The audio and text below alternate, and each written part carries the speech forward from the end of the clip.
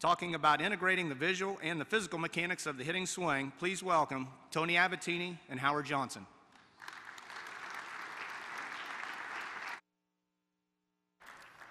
Okay. Who would rather hear just some big league stories from Hojo instead and skip the teaching part? Well, kind of half and half. Hojo, what do you think? Yeah, from this year maybe there's a few stories, but we'll leave those for later. We decided to do this more in a dialogue than in two different presentations, and because of the topic, one without the other, in our opinion, doesn't really work. How many good hitting coaches are out in the audience? If you could just raise your hand. Who here knows a little bit about hitting?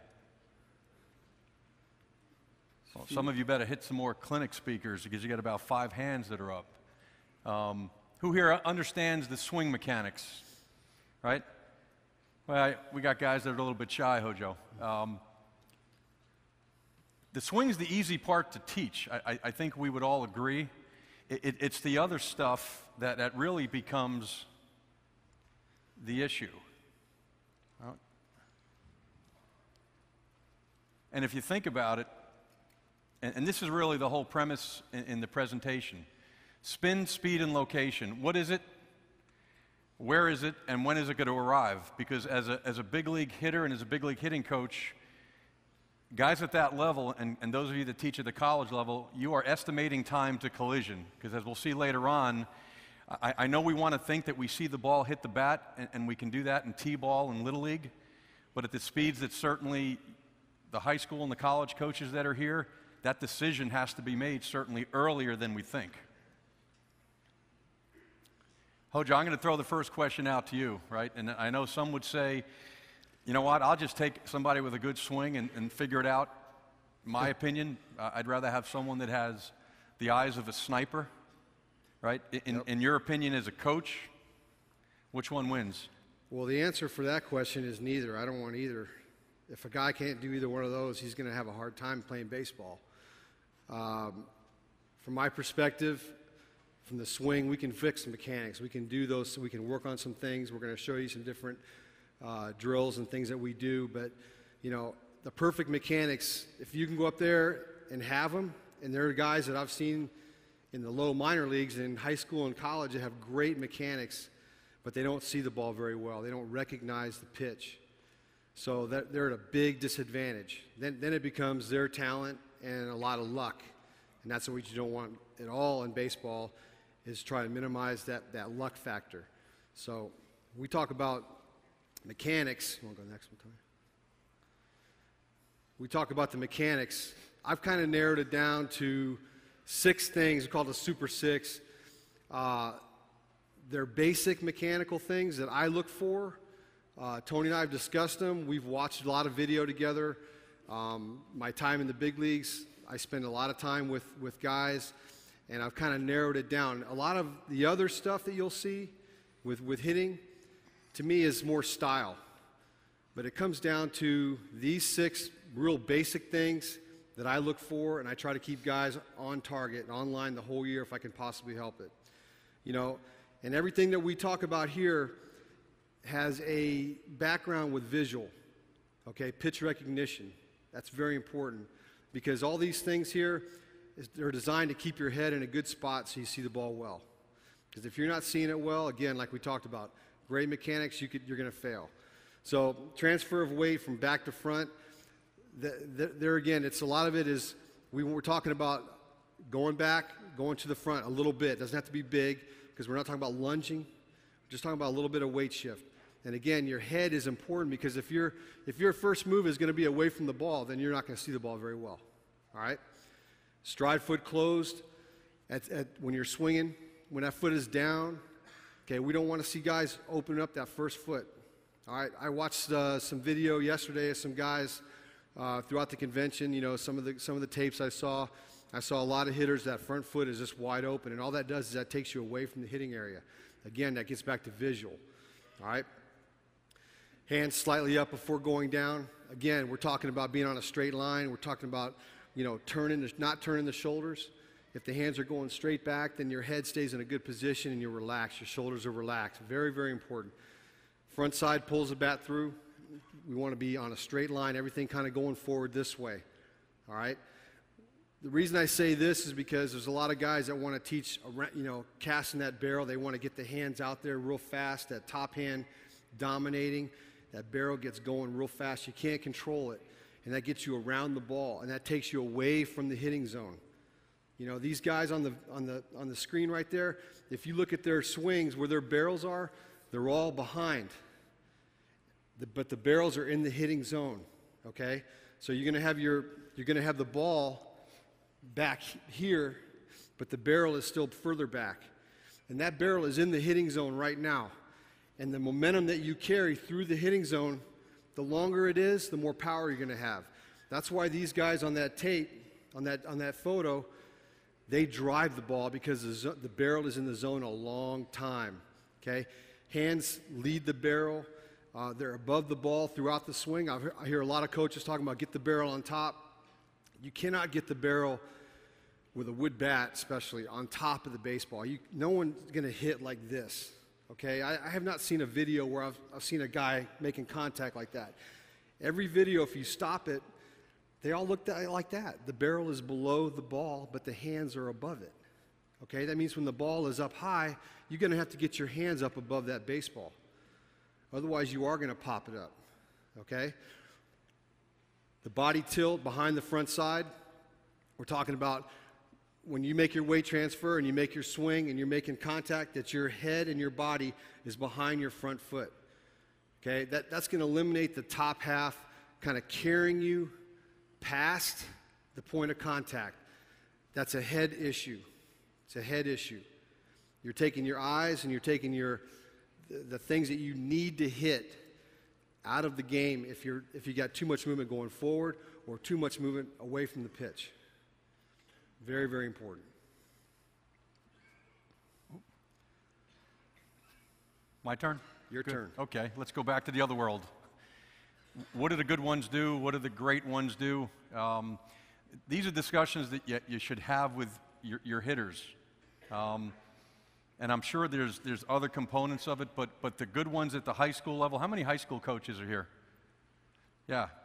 We're going to show you how to cheat in the right way in a few minutes, okay? I don't mean, steroids and stuff, but if you can get your hitters to understand that the pitchers, right, the non-athletes out there, okay, the ones that just kind of stand on a mound and don't really play, right, they're not too smart. They give up all these little cookies that if they know what to look for, hitting becomes much easier, right? These are the pre-pitch cues. And the ones that we're going to talk about, we won't be able to get through all of them. We came up with 18 of them. We asked some major league coaches, some major league pitching coaches, some major league hitters.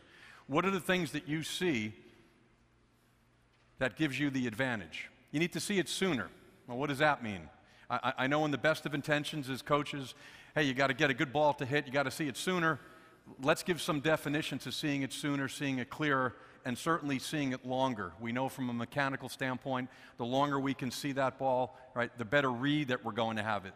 We're going to be able to actually read spin longer. These are the cookies, right? This is usually, I know in the spring trainings that I've done, this is usually a 3-hour discussion with pitching coaches and hitters. We're just going to pick a few of them. Yeah. And whether it's afterwards or whatnot, or if some of you need a copy of this is good information to get to your college and high school hitters, because they'll start watching the pitcher a little bit differently, and it's going to force them not to be staring and putting a hole in the pitcher's chest or the bill of the cap, right? And this window stuff and this soft focus, fine focus stuff that I know I was brought up on, that talking to good college and professional hitters, there's a different way to find these cookies. Hojo, why don't you take the two that you talked about? This is a living document. There's things we add and take away from this thing all the time. Even in the time that we've been here preparing and discussing it, we've added things and we've taken away some things. But a couple of big ones that I see a lot of times in the big leagues is glove size and height. All right? And what you find is pitchers will tip away their breaking ball many times by how they move their glove and how big it gets. We call it a flare. So if you see guys flaring the glove, that means they're digging. They're digging for that changeup. All right? When they go to get it, they're trying to get their whole hand on the baseball. So You know, this is a stiff glove, but when they're brand new, you know, when they're used, they're flexible. So you'll see guys a lot of time just flare the glove, and you'll be surprised if you're looking at those things, you're going to pick it up. All right. Another thing they do with tempo is they change the tempo of the glove. If it's a fastball, most pitchers, they already know ahead of time they're going to throw it. So the ball's in the glove, they're ready to go, they get the ball, they go, boom, they go. All right. If they're going to change to go to a breaking ball, many times, you know, they'll shake or whatever. They finally have to relent to the catcher, catch breaking ball. So they go in there and they hold it down a little bit longer, and they're digging for the ball. They're trying to find the laces.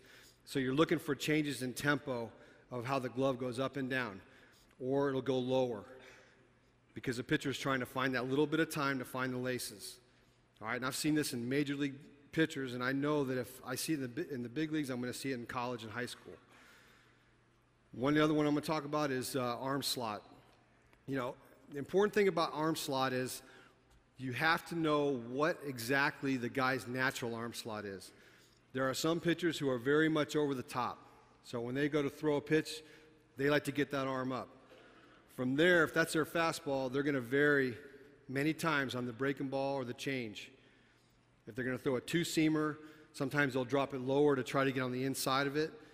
Or if they're a three-quarter arm slot and they try to get high for the breaking ball, you'll see a lot of times try to get up on top of that. So you're going to watch that. You're going to watch the glove. You're going to watch the shoulders. You're going to watch different things with arm slot. And you'll be able to determine that there are differences in how guys deliver the baseball. And again, you're looking for anything that can help you gain an advantage against the pitcher. I'll take backside peaks.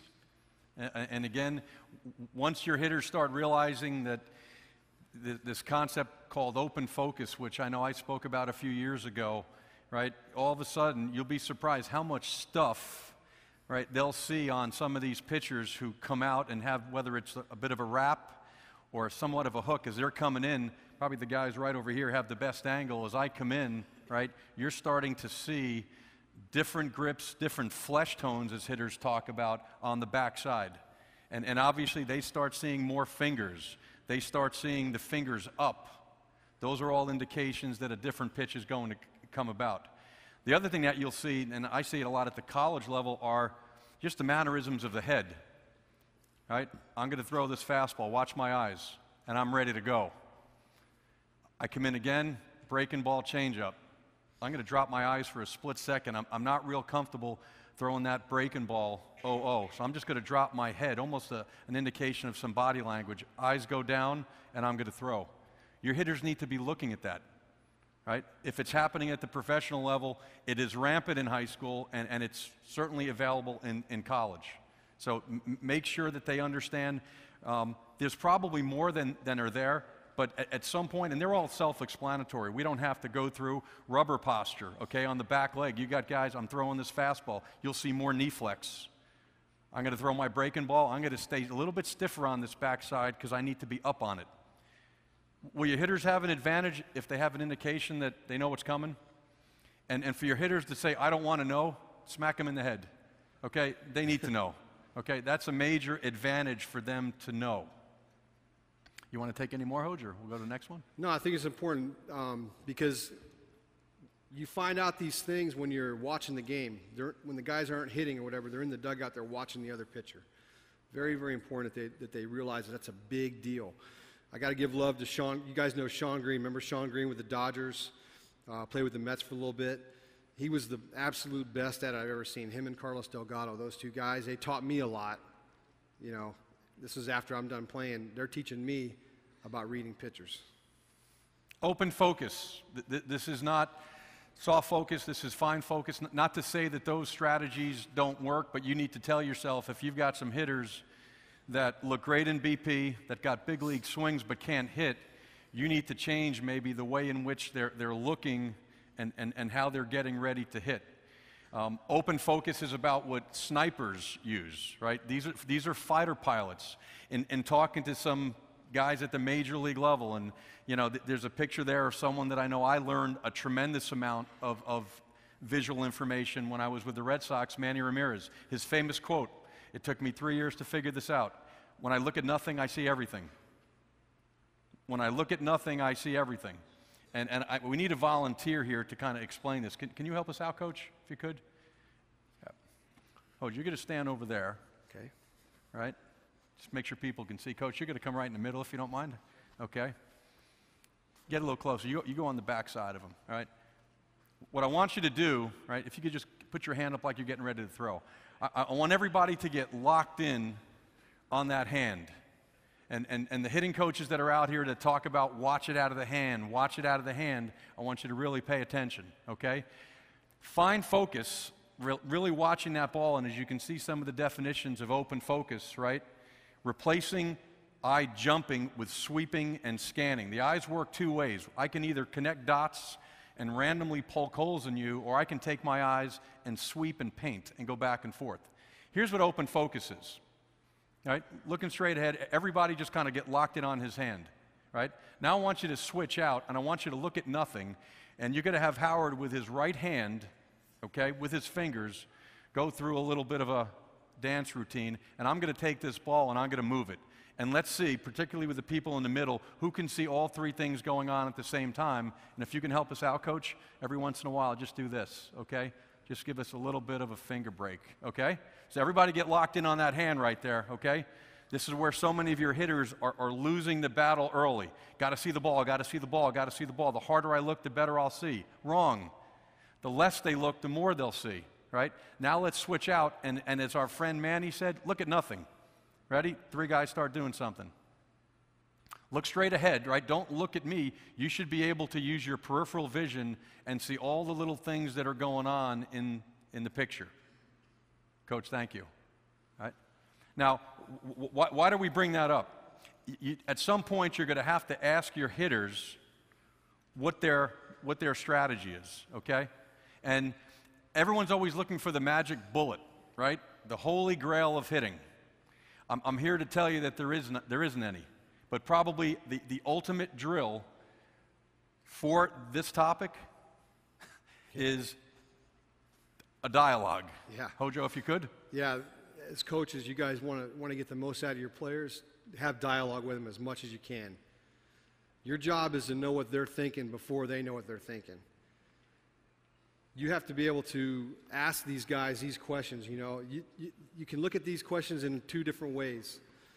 One is the visual part of it. What are you looking at with the pitcher? How are you picking up the baseball? When are you looking at the baseball? Ask them all these questions. The other thing you can use it for is your plan. You know, what is your plan of attack for hitting that at bat? You know, how are you looking at the at bat? What are you looking at? What are you looking for? You know, when are you looking for a fastball? Am I looking for a changeup? Am I looking for a breaking ball? You need to find out from your hitters. And it's important that you know them, because some guys, they don't want to talk to you right away. You know, I'll have guys come in the dugout, like Ike Davis will come in and he throws his helmet and it's bouncing around, you know, almost kills guys in there. I know that's not a good time to go ask him, you know, hey, why'd you swing at that pitch? And there's other guys that, you know, I could be watching the next guy and they'll come up to me and start talking to me about their at-bat. You have to know each guy, how they think, their emotion level, all those things, and ask them and have dialogue with them. Have dialogue with them, very important.